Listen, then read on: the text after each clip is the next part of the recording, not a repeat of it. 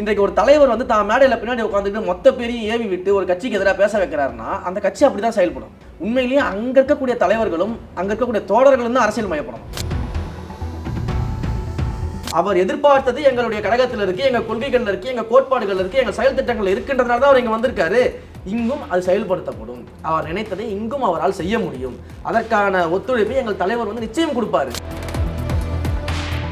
ஏற்கனவே ஒடுக்கப்பட்ட மக்களையும் பாதிக்கப்பட்ட மக்களையும் சுரண்டி ஒரு குடும்பம் வாழ்வதற்காக எங்கள் தலைவர் கட்சி ஆரம்பிக்கும். அதுல மிக தெளிவா இருக்கிறதுனால தான் திரு ஆதவர்ஜன் அவர்கள் எங்களோட வந்து பணியாற்றி கொண்டிருக்கிறாரு. ஆனால் எங்களை நோக்கி வருபவர்களும் இதே எண்ணங்களோடு வரும் பட்சத்துல நாங்க நிச்சயமா அவங்க அரவணைப்போம் தான் சொல்லிக்கிட்டு இருக்கோம். எடுப்பாங்க ஒரு சர்வே எடுத்து அதை ஒரு டிபேட் ஆகிறதுக்கு கூட இவங்களால ஏன் செய்ய முடியல? ஏன் திமுக அரசு இதெல்லாம் செய்ய மாட்டேங்கிறாங்க? ஏன்னா இவர்கள் பாஜகவோட திரைமறைவுல கூட்டணி வச்சிருக்காங்க. அதை அவங்களும் செய்ய மாட்டாங்க, இவங்களும் செய்ய மாட்டாங்க. ஒன்று விடாம பார்த்து எது சரி எது தவறு, எந்த இடத்துல நல்லா இருக்கு, எந்த இடத்துல சரி செய்யணுன்றது கொண்டு எங்களுக்கு நேரடியாக தலைவர் அவர்கள் சொல்லிக் கொண்டு தான் இருக்கிறார். இதை வந்து அறிவாலயத்தின் வாசல்லையோ கமலாலயத்தின் வாசல்லையோ ப்ரூஃபோட வைக்க வேண்டிய அவசியம் எங்களுக்கு கிடையாது. பிறந்தநாள் விழாவில் அத்தனை பேரும் அவ்வளவு அழுது புலம்புனார்களா எங்களை பார்த்து? கூவமாற்றோடைய நீர்மட்டம் உயர்ந்திருக்கு இவர்கள் அழுததுல. அந்த அளவுக்கு இன்னைக்கு அழுது புலம்பி இருக்கிறாங்க ஒரு ஸ்டேஜ் போட்டு.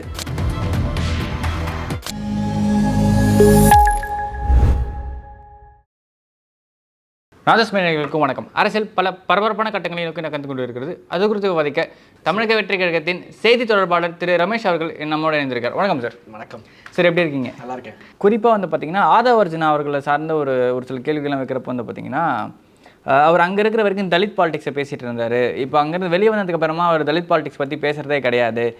தலித்தை முதல்வராக்கிறது என்னோட லட்சியம் அப்படின்னு சொல்லிட்டு இருந்த ஆதவர்ஜனா இப்போ அதை பற்றி பேசவே இல்லையே அப்படின்ற ஒரு பார்வையை வைக்கிறாங்க. ஒவ்வொரு கட்சிக்கும் ஒரு நிலைப்பாடு இருக்குங்க. இன்றைக்கு வந்து விசிகா வந்து எந்த நோக்கத்தின் அடிப்படையில் ஆரம்பிக்கப்பட்டது? அண்ணன் திருமாவளவனை தான் அவர்கள் முதல்வர் வேட்பாளராக ஏற்றுப்பாங்க. ஒருவேளை அவர் வந்து அதற்காக கண்டெஸ்ட் பண்ணாரு அப்படின்னா, அதுபோல் ஒவ்வொரு கட்சிக்கும் ஒரு முதல்வர் வேட்பாளர் அந்த தலைவராக இருக்கணுமோ யாராக இருக்கணுமோ அந்த கட்சியினோட தோழர்கள் முடிவு பண்ணுவாங்க. எங்கள் கட்சியை பொறுத்த வரைக்கும் எங்கள் தலைவர் தான் முதல்வர் அப்படின்றதுல நாங்கள் தெளிவாக இருக்கோம். அதை ஏற்றுக்கொண்டு தான் அவர் கட்சிக்கு வந்தார். அதே சமயத்தில் அவர் அங்கே என்ன கொள்கைகளில் பயணித்தாரோ, எந்த மக்களுக்காக பேசினாரோ அதை இங்கிருந்து அவரால் செய்ய முடியும் அப்படின்றதுனால தான் அவர் இங்கே வந்திருக்கிறாரு. வேறு எந்த கட்சிக்கு போனாலும் அதை செய்ய முடியாத ஒரு சூழல் இருக்கிறதுனால, இல்லை இதற்கு முன்பு வரை அவருடைய ட்ராக் ரெக்கார்டில் அப்படி எதையுமே செய்யாததுனால தானே மற்ற கட்சிகளை விட்டுட்டு இங்கே வந்திருக்கிறாரு. அப்போ எங்கள் கட்சியில் அதற்கான ஸ்கோப் இருக்குது. நாங்கள் வந்து மதச்சார்பற்ற சமூக நீதி கொள்கைகள் அப்படின்னு ஒரு கொள்கைகளை தீர்மானம் செய்து நாங்கள் பயணம் போட்டுக்கிட்டு இருக்கோம். எங்களை பொறுத்த வரைக்கும் எந்தவித பாகுபாடும் பார்க்காம எல்லாருக்கும் எல்லாம் கிடைக்கணும், பிறப்போக்கும் எல்லா உயிர்க்கும் அப்படின்னு சொல்லிட்டு நாங்கள் வந்து இந்த கட்சியை நடத்துகிறோம். எங்கள் கட்சியை எங்கள் தலைவர் கொண்டு போயிட்டு இருக்காரு. அப்போது அவர் எதிர்பார்த்தது எங்களுடைய கழகத்தில் இருக்குது, எங்கள் கொள்கைகள் இருக்குது, எங்கள் கோட்பாடுகள் இருக்குது, எங்கள் செயல் திட்டங்கள் இருக்கின்றதுனால தான் அவர் இங்கே வந்திருக்காரு. இங்கும் அது செயல்படுத்தப்படும். அவர் நினைத்ததை இங்கும் அவரால் செய்ய முடியும். அதற்கான ஒத்துழைப்பை எங்கள் தலைவர் வந்து நிச்சயம் கொடுப்பாரு.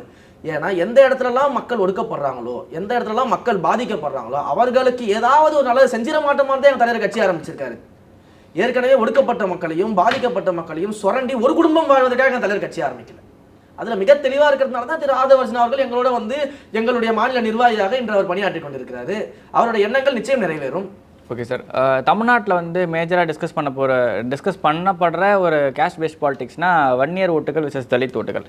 இவங்க ரெண்டு பேரோட ஒற்றுமை வந்து பார்த்தீங்கன்னா பெரும்பாலும் வந்து இருந்ததே கிடையாது. இவங்க ரெண்டு பேருக்கு மத்தியில் தான் பெரிய கான்ஃப்ளிக்ட் இருக்குன்னு சொல்கிறாங்க. அந்த யூஸ் பண்ணி கான்ஃப்ளிக்ட் பண்ணி நிறைய பேர் வந்து அரசியல் லாபம் அடைகிறவங்க நிறைய பேர் இருக்காங்க. அப்படி இருக்கிறப்ப இவங்க ரெண்டு பேரையும் ஒருங்கிணைக்கிறதுக்கான வாய்ப்பை தாவேக்கா ஏற்படுத்துமா? நான் தான் சொல்கிறேன்ல, கூட்டணியை பொறுத்த வரைக்கும் இல்லை அது சார்ந்த மக்களை பொறுத்த வரைக்கும் நாங்கள் பிரிச்சே பார்க்கல. எங்களுக்கு வந்து பாகுபாடே கிடையாது. நாங்கள் வந்து சாதிய பாகுபாடு பார்க்கல, மத பாகுபாடு நாங்கள் பார்க்கல, பணப்பாகுபாடு நாங்கள் பார்க்கல, பாலின பாகுபாடு நாங்கள் பார்க்கல, மொழி பாகுபாடு நாங்கள் பார்க்கல. நாங்கள் எல்லாருமே ஒன்று தான் அப்படின்னு தான் நாங்கள் அரசியல் களத்தில் எல்லாருமே ஒன்று தான் அப்படின்றது தான் நம்மளுடைய நோக்கம். அதை தான் நம்ம முன் கொண்டு சென்றுட்டு இருக்கோம். அதனால எங்களுக்கு இந்த பிரிவினை கிடையாது. ஆனால் எங்களை நோக்கி வருபவர்களும் இதே எண்ணங்களோடு வரும் பட்சத்தில் நாங்கள் நிச்சயமாக அவங்க அரவணைப்போம் தான் சொல்லிக்கிட்டு இருக்கோம். ஓகே சார், இன்னுமே ஒரு சில விஷயங்கள்லாம் இருக்குது. ரிசர்வேஷன் சார்ந்த விஷயங்களில் டிவிகேவோட ஸ்டாண்ட் எப்படி இருக்குன்றது பொறுத்திருக்குல்ல. மக்கள் எந்த வகையிலுமே எல்லாருக்கும் எல்லாமும் கிடைக்கணும் அப்படிங்கிறது தான் எங்களுடைய ஸ்டாண்டாக இருக்குது. இன்றைக்கு வந்து நம்ம பேசிக்கிட்டு இருக்கோம்ல, நீங்கள் சாதி வாரியாக அந்த கணக்கெடுப்பை நடத்துங்க, அதற்கான அறிக்கையை தாக்கல் செய்யுங்க, மற்ற மாநிலங்களெல்லாம் அதை செய்யும் பொழுது திமுக ஏன் இன்னைக்கு செய்ய மாட்டேங்குது, அதன் மூலமாக விகிதாச்சார அடிப்படையில் அவர்களுக்கு பிரதிநிதித்துவம் கொடுங்க அப்படின்னு மிக தெளிவாக நாங்கள் சொல்லிக்கிட்டு வரோம். எங்களுடைய ஸ்டாண்டை கிளியராக சொல்லிட்டு வரோம். இன்னைக்கு அதை செய்யுங்கன்னு தான் சொல்லிக்கிட்டு இருக்கோம். மற்ற மாநிலங்களில் நீங்கள் பார்த்தீங்கன்னா அவர்கள் வந்து அந்த சாதிவாரிக்கான அந்த ஒரு சர்வேவை எடுத்து அந்த சர்வேயை வைத்து அவர்கள் வந்து டிஸ்கஸ் பண்றாங்க.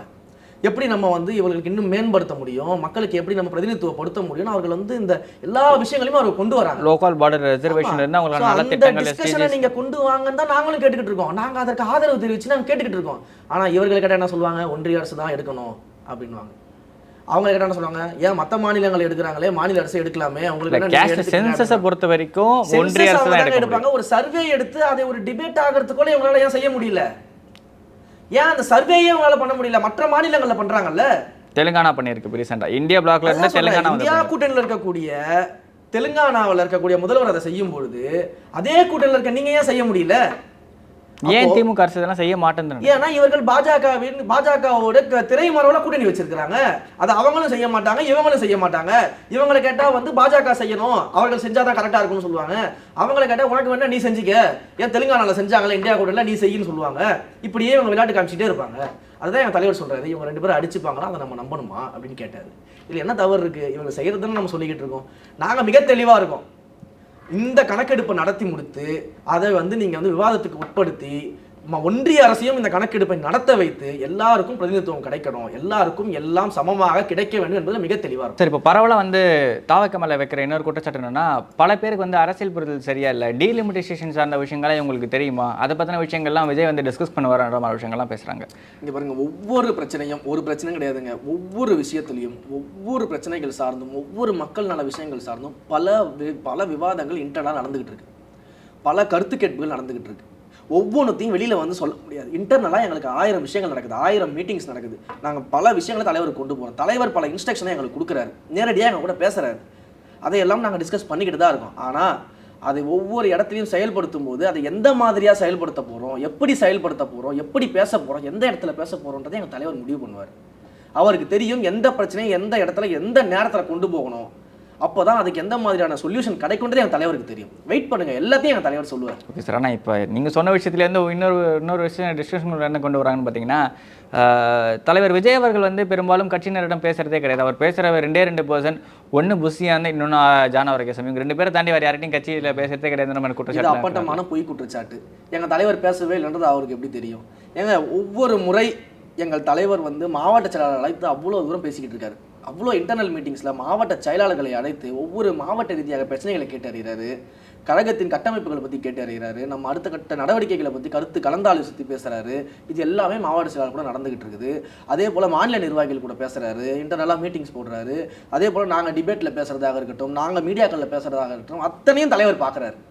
ஒன்று விடாமல் பார்த்து எது சரி எது தவறு, எந்த இடத்துல நல்லா இருக்குது, எந்த இடத்துல சரி செய்யணுன்றது கொண்டு எங்களுக்கு நேரடியாக தலைவர் அவர்கள் சொல்லி கொண்டு தான் இருக்கிறார். இதில் எந்த விதமான மாற்று கருத்துமே கிடையாது.